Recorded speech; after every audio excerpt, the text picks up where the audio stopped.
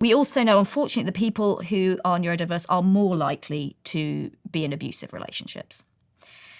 And there are reasons for that. If we look at ADHD, ADHD is a dysfunction in the dopamine system in the brain. So what happens is you release dopamine, but it's taken back up into the brain before it has enough of an effect.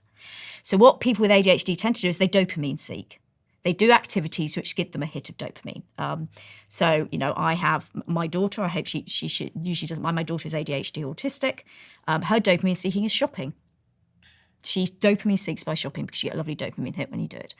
But unfortunately, the start of relationships is a dopamine see.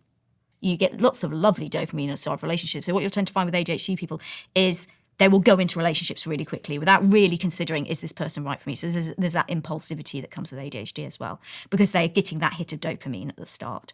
We also know that, for example, if you are neurodiverse, you tend to mask a lot. You've got used to in life masking to fit in with a neurotypical world. What's masking? Masking is knowing the rules of the neurotypical world. So, for example, autistic girls, the reason why autistic girls tend to be diagnosed later is they become very good at learning the social rules.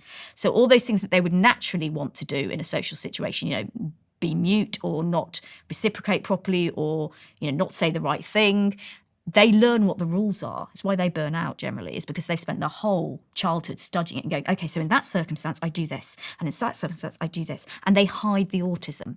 Now, so not only is that incredibly stressful, but if you've got used to in life denying who you are, if you go into a relationship with someone, particularly if they're particularly dominant or they're abusive, you carry on denying who you are, denying that you have a right, for example, to be with someone who's kind.